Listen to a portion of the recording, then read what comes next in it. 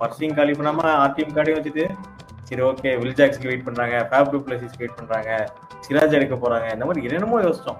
இப்போ வந்து will Jacks RTM பண்ணா அவன் எங்க போவான்ற மாதிரி ஒரு கேள்வி இருந்துச்சு. மறந்துட்டாங்க எல்லாருமே. ஸ்வப்னில் சிங் தான் லெஃப்ட் ஆம் ஸ்பின் வந்து ஃபர்ஸ்ட் ஓவர் போட்டான் அவங்களுக்கு எல்லா மேட்சும். அவன் நல்லா பண்ணதும் ஒரு ரீசன் தான் அவங்க கம்பேக் பண்ணதில்ல. வித் த பால் வந்து ஷெப்பர்டெல்லாம் நான் எடுக்கவே மாட்டேன். அந்த கிரவுண்ட்லலாம் போட்டால் அவன் 60 ரன் கொடுப்பான் மேட்சுக்கு match. Miller, Pooran, Mitchell Marsh, Rishabh பந்த்ன்றது உண்மையிலே அடிச்சுக்கிட்டே இருக்கக்கூடிய ஒரு 11. Welcome back. நீங்க தனித்தனி வீடியோவா பார்த்தாலும் நாங்க ஒரே வீடியோவா தான் இதை ரெக்கார்ட் பண்ணியிருந்தோம். பிரிச்சு பிரிச்சு போட்டுட்டு இருக்கோம் உங்களுக்காக. ஒரே சட்டை போட்டதுக்கான காரணம் அதுதான். என்னப்பா ஆர்சிபி எல்எஸ்ஜி அன்னைக்கு ரெண்டுமே பார்க்கலாம். முதல் வந்து ஆர்சிபி ஆர்சிபி. ஸோ வந்து ஆர்சிபி ஆக்ஷன் ஸ்ட்ராட்டஜி எப்படி இருந்துச்சு, அவங்க தான் பஞ்சாப் அடுத்த பரிசு அவங்க தான் வச்சிருந்தாங்க. ஆக்சுவலா கேஎல் எடுக்காதது வந்து எனக்கு மிகப்பெரிய சர்ப்ரைஸா இருந்தது. ஏன்னா சின்ன குழந்தைங்க கேட்டாலும் கேஎல் வந்து ஆர்சிபி எடுத்துவாங்க, பரிசு இருக்கு அந்த மாதிரி நிறைய சொல்லிட்டு இருந்தாங்க. ஏன் போகல அப்படிங்கிறது சர்ப்ரைஸா இருந்தது. சரி ஆர்டிஎம் கார்டு வந்து ரொம்ப நாளமா வச்சுட்டே இருந்தாங்க. பர்சிங் காலி பண்ணாம ஆர்டிஎம் கார்டையும் வச்சுட்டு சரி ஓகே வில் ஜாக்ஸ்க்கு வெயிட் பண்றாங்க, ஃபேப் டு பிளஸிஸ்க்கு வெயிட் பண்றாங்க, சிராஜ் எடுக்க போறாங்க, இந்த மாதிரி என்னென்னமோ யோசிச்சோம். எல்லாத்தையுமே அப்படியே உடச்சிட்டு எனக்கு நான் பழைய பிளேயர் பக்கமே திரும்பி பார்க்க மாட்டேன், நான் புதுசா ஸ்கிராச்ல இருந்து ஸ்டார்ட் பண்றேங்கிற மாதிரி எடுத்த மாதிரி இருந்தது. அதுக்கு இப்ப நான் என்ன நினைக்கிறேன்னா, இந்த ஆக்ஷன்ல வந்து ஆர்சிபி வந்து அந்த எமோஷன்ஸை தள்ளி வச்சுட்டு நம்ம வந்து கப்பு ஜெயிக்கிறதுக்கான வேலையை பார்ப்போம் அப்படின்னு நினைச்சு உள்ள இறங்கியிருக்காங்கன்னு தோணுச்சு எனக்கு. இப்ப வந்து கேஎல் ராகுல் எடுக்காதது நல்லதுன்னு தான் சொல்லுவேன். அவன் கப் ஜெயிக்கிறதுக்கு அவன் எடுக்காதது நல்லது அப்படின்னு. கம்மியாவே இடம் போட்டுட்டு இருக்க. இந்த தடவை பாரு டிசிடி வச்சுக்கிட்டு ஃபைனல்ஸ் வர போறான். என்னன்னா கேஎல் ராகுலுக்கு ஒரு அட்வான்டேஜ் என்னன்னு வச்சுக்கோங்க, அந்த கிரவுண்ட் ரொம்ப சின்னது. எந்த பேட்ஸ்மேனாலும் அங்க போய் விளையாடணும்னு நினைப்பான். அவன் பர்சனல் ஸ்டாட்ஸை போஸ்ட் பண்ணிக்க. என்னன்னா இப்ப வில் ஜாக்ஸ் ஆர்டிஎம் பண்ணலன்ற மாதிரி எல்லாரும் சொல்லிட்டு இருக்காங்க. அது ஏன்னா இவங்க வந்து லியம் லிவிங்ஸ்டனா கம்மியா எடுத்துட்டாங்க. ஸோ வந்து இப்ப இவனுக்கு வந்து ரஜத் படிதாரும் இருக்கான், லியம் லிவிங்ஸ்டனையும் ஆட வச்சு அவனை எடுத்துட்டாங்க. இப்போ வந்து வில் ஜாக்ஸ் ஆர்டிஎம் பண்ணா அவன் எங்க போவான்ற மாதிரி ஒரு கேள்வி இருந்துச்சு. இதுக்கு நான் உனக்கு ஒரு பதில் சொல்றேன். என்ன இருக்குன்னா, ஒரு மும்பை எடுத்ததுக்கு அப்புறம் மேபி இவங்க ஒரு பிரைஸ் ஹைக் பண்ணிருக்கலாமோ. ஸ்வப்னில் சிங் ஏன் ஆர்டிஎம் போனாங்கன்னு தெரியல. மேபி அவன் வந்தா லாஸ்ட் ஆப்ஷனா இருந்திருப்பான், அதனால மேபி அவனுக்கு ஆர்டிஎம் போயிருப்பாங்க. இல்ல போன சீசன் ஸ்வப்னில் சிங் அவங்களுக்கு சூப்பரா போட்டான். பவர் பிளேல வந்து எல்லா மேட்சும் வந்து விக்கெட் எடுத்து கொடுத்தானே அவன். மறந்துட்டாங்க எல்லாருமே. ஸ்வப்னில் சிங் தான் லெஃப்ட் ஆம் ஸ்பின் வந்து ஃபர்ஸ்ட் ஓவர் போட்டான் அவங்களுக்கு எல்லா மேட்சும். அவன் நல்லா பண்ணதும் ஒரு ரீசன் தான் அவங்க கம்பேக் பண்ணதில்ல. எனக்கு மும்பைக்கு ஆர்டிஎம் போடலான்ற கோவத்தை தாண்டி வில் ஜாக்ஸ் எடுத்துட்டு அவங்களுக்கு ஒரு சம காம்பினேஷன் ஓப்பன் ஆயிருக்கும். அதை நீங்க ரெண்டு பேரும் உங்க 11 சொன்னோடனே நான் சொல்றேன் எப்படி ஃபிட் இன் பண்ணிருக்கலான்ட்டு. கோலி தான் கேப்டனா போட்டுருவாங்க. கோலி ஓப்பனிங் இறக்கிட்டு பில் சால்ட்டையும் கோலியும் ஓப்பனிங் வருவாங்க. சோ இப்போ அவங்க படிதாரும் லிவிங்ஸ்டனும் 3 டவுன் 4 டவுன் நம்பர் 3 நம்பர் 4. இப்ப எனக்கு நம்பர் 3 வேற யாருமே தெரியல, பட்டிதர் தான் இறக்குவாங்கங்கிற மாதிரி தோணுது. நம்பர் 4 வந்து லிவிங்ஸ்டன். ஜித்தேஷ் சர்மா ஆக்சுவலா செம பிக். ஆர்சிபியா அந்த மாதிரி பிக் பண்ணாங்கிற மாதிரி எனக்கு அது ஒரு சர்ப்ரைஸ் எலமெண்டா இருந்தது. அடுத்து குருணால் பாண்டியாவை எடுத்திருக்காங்க. குருணால் பாண்டியா அது தெரியல எனக்கு எந்த அளவுக்கு அவங்களுக்கு பெனிஃபிட்டியா இருக்கும் அப்படிங்கிற மாதிரி தெரியல. எடுத்ததுனால குருணால் பாண்டியாவுக்கு மேல maybe Tim David or Shepherd ரெண்டு பேர்ல யாரோ ஒருத்தர் இறக்காங்கன்றது, அதுக்கு கீழே குருணால் பாண்டியா வரான்றது. முன்னாடி இறக்கி ஃப்ளோட் பண்ண விடுவாங்கன்னு நினைக்கிறேன். பினிஷரா வந்து Tim David or Shepherd use பண்ணுவாங்கிற மாதிரி எனக்கு தோணுது. ஃபாஸ்ட் பவுலிங் பார்த்தா ஹேசல்வுட், புவனேஸ்வர் குமார் எடுத்திருக்காங்க. புவனேஸ்வர் குமார் 10 கோடி எடுத்ததுல ஆர்சிபி ஃபேன்ஸ் வந்து சில பேர் நிறைய பேர் கோபமா இருக்காங்க. சின்ன வயசுல இருந்தே புவனேஸ்வர் குமார் பிடிக்கும், ஆனா இப்ப இருக்க ஃபார்முக்கு 10 கோடி தேவையா அப்படிங்கிற மாதிரி நிறைய பேர் யோசிக்கிறாங்க. யாஸ்தேயால் ரீட்டைன் இருக்காங்க. ஸோ ஆப்வியஸா ஹேசல்வுட், யாஸ்தேயால், புவனேஸ்வர் குமார் 3 பேர் இருக்க போறாங்க. ஸ்பின்னர் வந்து சுயேஷ் சர்மா எடுத்திருக்காங்க. எந்த அளவுக்கு ட்ரெஸ் பண்ணுவாங்கன்னு தெரியல. இல்ல ஆடுவாங்க, வேற குருணால் பாண்டியா ஒருத்தன் தான் இருக்கான், அதனால சுயேஷ் சர்மா 11ல இருப்பான். அதான் பெரிய ஆர்டிஎம் யூஸ் பண்ணாங்கல்ல ஸ்வப்னில் சிங்கா. ஓகே அப்படி சொல்றீங்களா? வாய்ப்பு இருக்கு. மேபி 12th பிளேயரா ரசிக் தார் ஆட வாய்ப்பு இருக்கு. இங்க வந்து நீங்க வில் ஜாக்ஸ் எப்படி ஃபிட்டிங் பண்ணணும்னு மட்டும் சொல்லுங்க. யாரை தூக்கிட்டு டிம் டேவிட் இல்ல ஷெப்பர்ட் சொல்றோம்ல, அதுக்கு தான் சொல்றேன். டிம் டேவிட் ஆர் ஷெப்பர்ட் சொல்றேன்ல, அதான் சொல்லலாம்னு வந்தேன். டிம் டேவிட் ஆர் ஷெப்பர்ட் இருக்காங்கல்ல, இன்கேஸ் வந்துட்டு அவங்க ரெண்டு பேருமே, ஏன்னா ரெண்டு பேருமே நீ ஷெப்பர்ட் எல்லாம் வந்துட்டு ஒரு ஒரு ட்ரஸ்ட் வர்த்தி பேட்ஸ்மேனால ஆட முடியாது. அவன் ஒரு இன்னிங்ஸ் ஆடலாம் மும்பைக்கு. அது தவிர்த்து அவன் ரொம்பலாம் அடிக்கல. ஓகேவா? வித் த பால் வந்து ஷெப்பர்டெல்லாம் நான் எடுக்கவே மாட்டேன். அந்த கிரவுண்ட்ல எல்லாம் போட்டா அவன் 60 ரன் கொடுப்பான் மேட்சுக்கு மேட்ச். கரெக்டா? ஸோ அப்போ டிம் டேவிட் வந்து நீ ஒரு பேட்ஸ்மேன். இப்ப நான் எப்படி ஏன் வந்துட்டு அந்த இடத்துல இப்போ சென்னை மாதிரி ஒரு கிரவுண்டுக்கோ லக்னோ மாதிரி ஒரு கிரவுண்டுக்கோ போறேன்னு வச்சுக்கோங்க, உனக்கு வந்துட்டு கொஞ்சம் ஆஃப் ஸ்பின்னர்ஸ் தேவை. இப்ப இவங்களோட ஸ்பின்ல இவங்க எங்க மாட்டுவாங்க அப்படின்னாக்க, சுயாஷ் சர்மா ஒரு சின்ன பையன். ஓகேவா? ஸோ அவனுக்கு வந்து ஒரு பொட்டன்ஷியல் பிரீதிங் ஸ்பேஸ் இருக்கணும். சின்ன சாமியில அந்த பையன் ஒரு 2 மேட்ச் அடி வாங்கினானாக்க கையே வராது போடுறதுக்கு. நீங்க 2 பேரும் பவுலரா இருந்திருக்கீங்க, பவுலிங் போடுறீங்க ஒரு டென்னிஸ் பால் மேட்ச்ல. ஒரு பேட்ஸ்மேன் உங்களை வந்து பொழக்கிறானாக்கா அடுத்த செகண்ட் என்ன ஆகும் நமக்கு மென்டாலிட்டி? அதுதான் சின்ன சாமியில நடக்கும். கரெக்டா? நீ கேட்ட ஒவ்வொரு கேள்வி என்ன செருப்பால் அடிச்ச மாதிரி இருக்குடா. இவங்களோட ஸ்பின் வந்து ரொம்ப ஒன் டைமென்ஷனலா இருக்கு. ஏன்னா குருணால் பாண்டியாவும் லெஃப்ட் ஆர்ம் ஸ்பின்னர். ஓகேவா? லெஃப்ட் ஆர்ம் மீடியம் பேசர்னு வச்சுப்போம். சரி, ஆனா ஸ்பின்னர் பேருக்கு. ஓகேவா? ஸ்வப்னில் சிங்கும் left arm spinner. Suyash Sharma ஒரு leg spinner. Leg spinner googly போடுறதுனாலலாம் என்னால ஒத்துக்க முடியாது. பட் லெக் ஸ்பின்னர்ன்றவங்க லெஃப்ட் ஹேண்டருக்கு உள்ளதான் எடுத்துட்டு வர போறாங்க அதிகமா. கரெக்டா? ஸோ அப்போ இவங்க ஒரு ஆஃப் ஸ்பின் ஆப்ஷனுக்கே போல. டிம் டேவிட நான் டிராப் பண்ணிட்டு வில் ஜாக்ஸ் எடுத்திருந்தேன்னு வச்சுப்போங்க, வில் ஜாக்ஸ் வந்துட்டு 1 டவுன்ல போட்டிருக்கலாம். அப்படியே அந்த லைனப் இறக்கு கீழே ஒன்னொன்னு. இப்படிதான் நான் ஃபிட் இன் பண்ணுவேன். பட்டிடார் 2 டவுன்ல அவ்வளவு சூப்பரா பெர்ஃபார்ம் பண்ணிருக்கான். அண்ட் உங்களோட பிரைமரி ஹிட்டர் ஆஃப் ஸ்பின் வந்து பட்டிடார் தான். பட்டிடார மாதிரி ஸ்பின்னை யாருமே டாமினேட் பண்ணல போன ஐபிஎல்ல. சிவம் துபே ஒரு பக்கம் இருக்கட்டும், பட் பட்டிடார் வந்து தெளிவா அடிப்பான் பார்த்து. அப்போ பட்டிடார 1 டவுன்ல எடுத்துட்டு வந்து அவன் டக்குன்னு பேஸ் பவுலர்ஸ் எக்ஸ்போஸ் ஆயிட்டான்னு வச்சுக்கோங்க, அப்போ உங்களுக்கு இன்னும் வெல் ரவுண்டடா இருந்திருக்கும். அந்த பிரைஸ் பாயிண்ட்ல வில் ஜாக்ஸ் அவங்க ஆர்டிஎம் பண்ணாம போனது என்னை பொறுத்த வரைக்கும் ஒரு முட்டாள்தனமான டிசிஷனா தான் நான் பாக்குறேன்.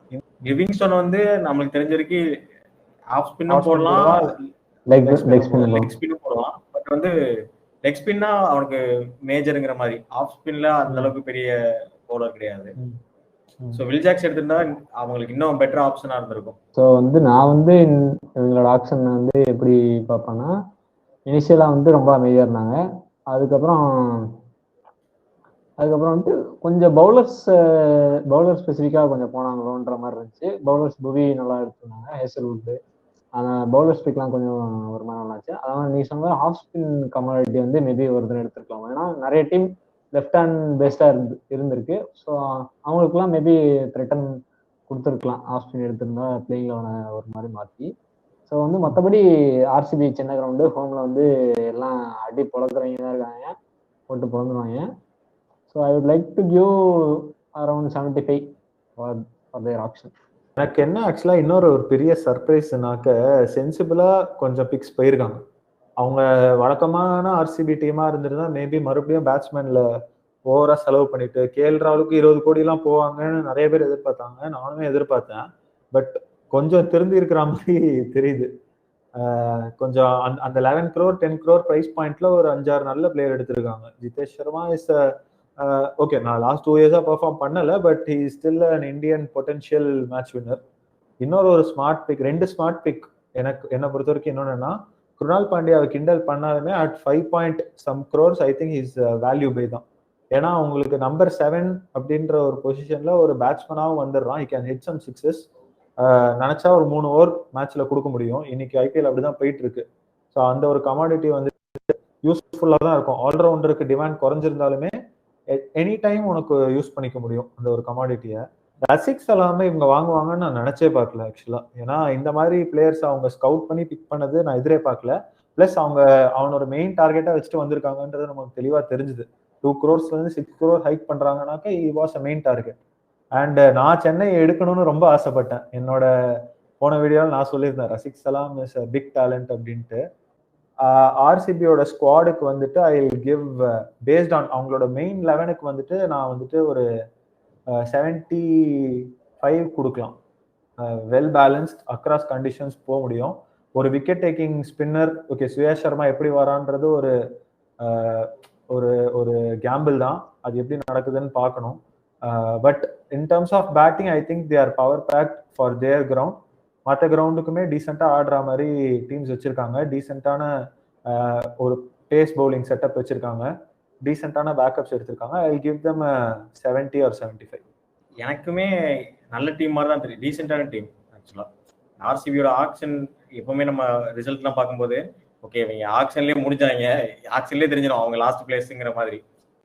ஸோ அந்த மாதிரி இல்லை, இந்த தடவை கொஞ்சம் சென்சிபிள் பிக்ஸாக இருக்குதுங்கிற மாதிரி தான் எனக்கு தெரியுது. டீசென்ட் டீமாக இருக்குது. மேபி அவங்ககிட்ட இருக்கிற பர்சன் அதிகமாக இருந்துச்சு ஆக்சுவலாக. அதனால ஃபேன்ஸ் அதிகமாக எக்ஸ்பெக்ட் பண்ணிட்டாங்கன்னு நினைக்கிறேன். நிறைய பேருக்கு நான் எனக்கு கூட இருக்க ஆர்சிபி ஃபேன்ஸே பேசின வரைக்கும் பெருசாக ஹாப்பி இல்லைங்கிற மாதிரி சொல்கிறாங்க. பட் என்ன நான் பார்க்கும்போது எனக்கு பிளேயிங் லெவன் வந்து ஆக்சுவலாக நல்லா செட் ஆன மாதிரி தான் இருக்குது, வெல் பேலன்ஸ்டாக இருக்குது. ஸோ நான் 75 கொடுப்பேன். ஓகே, நான் அடுத்த டீம் போயிடலாம். அடுத்த டீம் வந்து எல்எஸ்ஜி. இவன் தான் மிகப்பெரிய சர்ப்ரைஸை பார்த்து விட்டான். யாருமே எதிர்பார்த்துருக்க மாட்டாங்க ரிஷப் பந்துக்கு போவாங்க அப்படின்ட்டு. ப்ராஜெக்ட் பாண்டிங் சொல்லிட்டு குறுக்க இந்த கௌசிக் வந்தாங்கிற மாதிரி வந்து பண்ட தூக்கிட்டு போயிட்டான். என்னென்னமோ சொன்னாங்க, ப்ராஜெக்ட் பாண்டிங் பொரி காம்பினேஷனா, நம்ம சீக்கி சீக்கா சேனல்ல தான் சொன்னாங்க.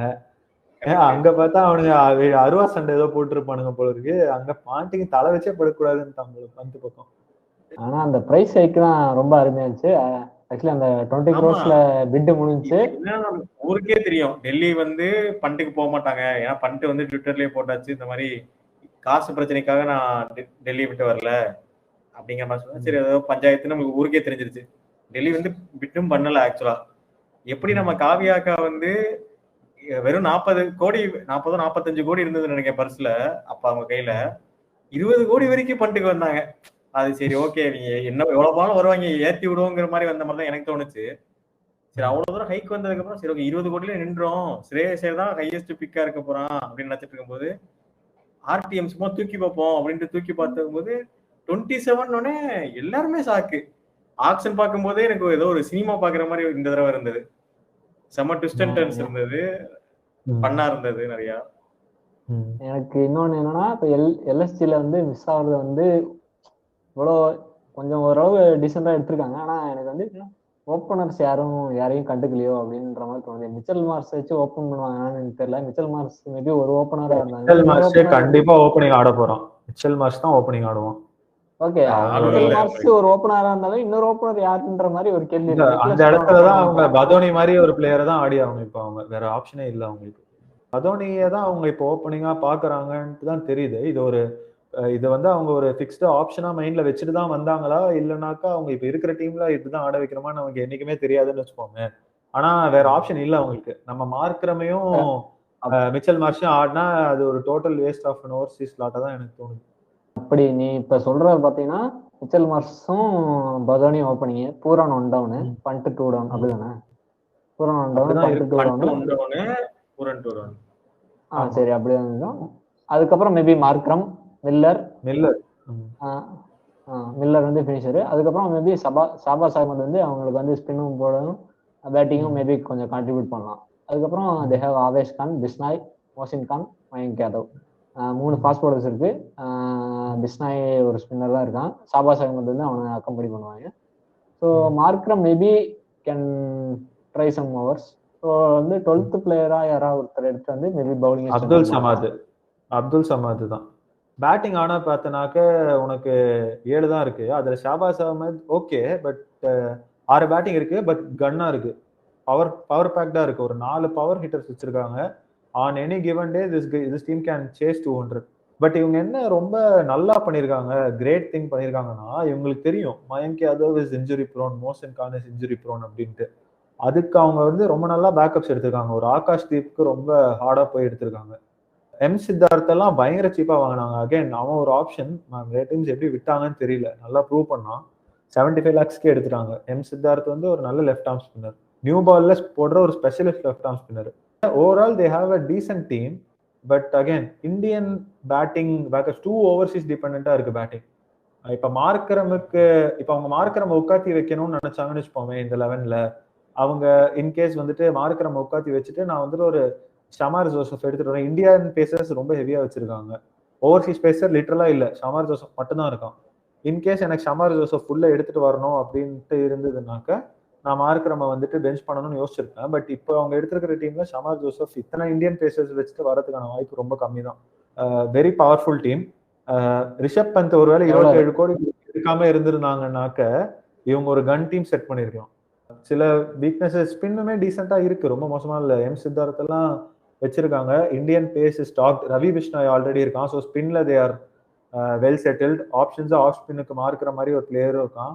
இந்த டீம் வந்துட்டு சில ஹோல்ஸ் இருக்கிற மாதிரி தெரிஞ்சாலும் I feel they are pretty well ரவுண்டட்னு தான் தோணுது. I give them 75. பண்ட் எடுக்கும் போதே தெரிஞ்சதுதான் எல்லாருக்குமே. 27 crores கொடுத்து எடுக்கிறாங்க. எப்படி டீம் செட் பண்ணுவாங்கிற மாதிரி நான் யோசிச்சுட்டு இருந்தேன். ஒரு பிளேயருக்கே இவ்வளவு ஹெவியா போயிருக்காங்களே. ஏன்னா பஞ்சாபுக்கு அவ்வளவு காசு இருந்தது. அவங்க போகாம இவங்க இந்த அளவுக்கு போகும்போது டீமே வராதுன்னு நினைச்சேன். So better. எனக்கு பிளேயிங் 11 பார்க்கும்போது ஓகே, இது ஏதோ பண்ணக்கூடிய டீம் மாதிரி தான் தெரியுது. நான் 70 to 75 கொடுப்பேன். ஆனா எனக்கு என்னன்னா ஒரு மீம் பார்த்தேன், அதை மட்டும் இப்போ நான் சொல்லிடுறேன். ஃபர்ஸ்ட் நம்ம 2016 வந்து தோனி இருக்கும்போது இதே எல்எஸ்டி ஓனர் தான் வந்துட்டு தோனி கேப்டன்ஷிப் சரியில்லைன்னு சொல்லி கேப்டன்ஷிப்பை பிடிங்கி ஸ்டீவ் ஸ்மித்தை கொடுத்தான். அதுக்கடுத்து இப்போ கேஎல் ராகுல பிடிச்சி திட்டி கேஎல் ராகுலாம் மன உளைச்சலுக்கு ஆளாகி இப்போ டீம் விட்டு வந்துட்டோம்னா சந்தோஷமா அப்படின்னு இருக்கான். So already 2 Indian wicket keepers, 3வது இந்தியன் விக்கெட் கீப்பரா ரிசர்வ் பண்றாங்க போறாரா, என்ன நடக்க போகுதுன்னு தெரியல. ரிசர்வ் பண்ணிட்டு அதான் மீம் என்னன்னு சொல்லிடுறேன். இந்த மாதிரி ஏதாவது திட்டிட்டு இருந்தானா ரிசர்வ் பண்ணிட்டு வந்து கேட்கற மாதிரி, வாங்களேன் நம்ம போகலாம். இவங்க ரிஷப் பந்த் போனது வந்து ஸ்போர்ட்டிங் ரீசன்ஸ் தாண்டி ஒரு மார்க்கெட்டிங் ரீசனா கூட இருக்கும். ஏன்னா குஜராத் வந்து ஒரு டைட்டில் அடிச்சுட்டாங்க, ஹர்திக் பாண்டியா லூஸ் பண்ணிட்டாங்க. பட் இவங்களுக்கு வந்து ஒரு ஃபேஸ் தேவைப்படுது. அந்த ஒரு ரீஜன்ல ஒரு northern city based team, north Indian city based team, ஒரு அந்த நார்த் சைடு பையன் ஒருத்தனை எடுத்து அவனை ஒரு ஃபேஸ் ஆஃப் த பிரான்ச்சைஸா பில்ட் பண்ணணும்னு பார்த்துருக்காங்க. கேஎல் ராகுல் சம்திங் ஜெல்லே ஆகல. கேஎல் ராகுல் அவனோட பெஸ்ட் வரல லக்னோவில் இருந்தப்போ. ஃபர்ஸ்ட் சீசன் 500 odd runs அடிச்சாலுமே. ஸோ அந்த இடத்துல இவங்களுக்கு வந்து ஒரு ரேர் கேஸ், ஒரு ஃபேன் ஃபாலோயிங் இருக்கிற ஒரு இந்தியன் பிளேயர் மார்க்கெட்ல வந்திருக்கான். அவனை வந்து நாங்கள் என் கேஸ் எடுத்தாகணும். ஸோ அவங்க கேஸ் எப்படி இருந்திருக்கோம்னாக்க, எனக்கு இந்த ஆக்ஷன்ல சம டீம் செட் பண்ணணும்னு அவசியமே இல்லை, நான் ரிஷப் பந்த் எடுத்துக்கிறேன். அடுத்த சைக்கிள் வரும்போது I have Rishabh Pant in my team, I retain him. அப்போ வந்துட்டு எனக்கு ஃபைனான்ஷியலா I'll be better fitted to build a team around ஹிம்னு பார்த்துருப்பாங்க. பட் அப்படின்னு பார்த்தாலுமே they have a very decent team. Across கண்டிஷன்ஸ்க்குமே டீம் ஸ்பின்னர்ஸ் கவர் பண்ணியிருக்காங்க. இந்தியன் பேஸ் அட்டாக், ஒரு ஆல் இந்தியன் பேஸ் அட்டாக் வச்சிருக்காங்க. Maybe experience with the pace attack கொஞ்சம் லாக்கிங்கா இருக்கலாம். ஏன்னா எல்லாருமே ரொம்ப யங். ஆவேஷ் கான் யங்ஸ்டர் தான், ஆகாஷ் தீப் வந்துட்டு ஒரு up and coming player, Mohsin Khan ஒரு யங்ஸ்டர், மயங்க் யாதவ் ஒரு யங்ஸ்டர். ரெண்டாவது இவங்களோட backup, lack of backup Indian batsman. இந்த ஓவர்சீஸ் பேட்ஸ்மேன்ல ஒருத்தர் சொதப்பினாலுமே உங்களால யாரையுமே எடுத்துட்டு வர முடியாது. நீங்க இவங்களை வச்சுதான் 14 மேட்ச் ஆடி ஆகணும். ஒரு 70 கொடுக்கலாம். ரோஹித் சொன்னா, ரோஹித் ஒரு 70 to 75 பவருக்காக ஒரு 70 கொடுக்குறேன் நான். ஏன் எல்லாமே 70 ரேஞ்சிலே இருக்குது. பட் இவங்களுக்கு ஏன் 70னாக்க sheer power they have. Miller, Pooran, Mitchell Marsh, Rishabh பந்த்ன்றது உண்மையிலே அடிச்சுக்கிட்டே இருக்கக்கூடிய ஒரு 11. ஆமா, இந்த 4 பேர் அசம்பிள் பண்ணிருக்காங்கன்றதே ரொம்ப ஆச்சரியமா இருந்தது. பெங்களூர் மாதிரி ஒரு பிட்ச் எல்லாம் போனா போட்டு நொறுக்கிடுவாங்க.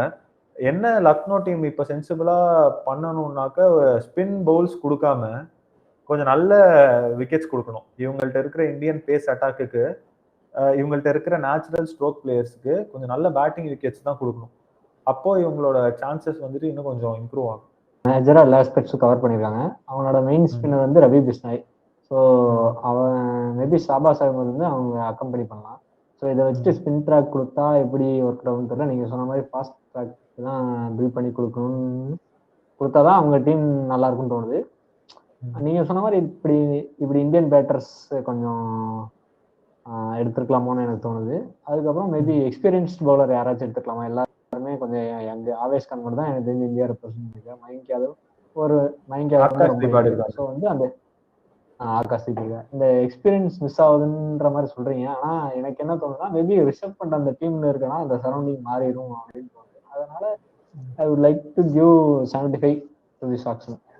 கைஸ், ஓகே, அடுத்து இந்த 2 டீமை பத்தி பேசியிருக்கோம், எல்எஸ்ஜி அண்ட் ஆர்சிபி பத்தி. அடுத்து வந்துகிட்டே இருக்காங்க நம்ம வந்துட்டு பக்கத்து வீட்டு வாய்க்கா தகராறு இருக்கிற டீமு மும்பை இந்தியன்ஸ். ஸோ தொடர்ந்து சப்போர்ட் பண்ணுங்க, லைக் பண்ணுங்க, ஷேர் பண்ணுங்க, சப்ஸ்கிரைப் பண்ணுங்க. பிக் மாஸ்டர் சேனல்ல அடுத்தடுத்து வீடியோஸ் வந்துகிட்டே இருக்கு. தேங்க்யூ.